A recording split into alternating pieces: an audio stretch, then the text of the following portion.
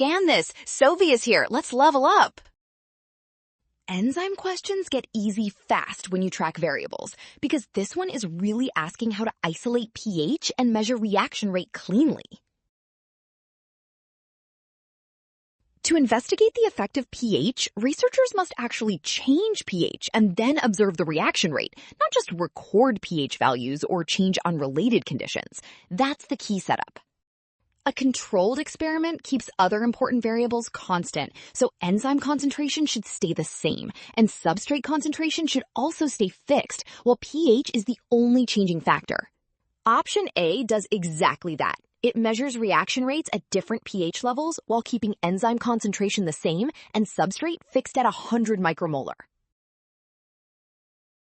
Well done, option A! Scan now. The trap is rushing past variable control. The rule is trust the setup and check which factor alone changes.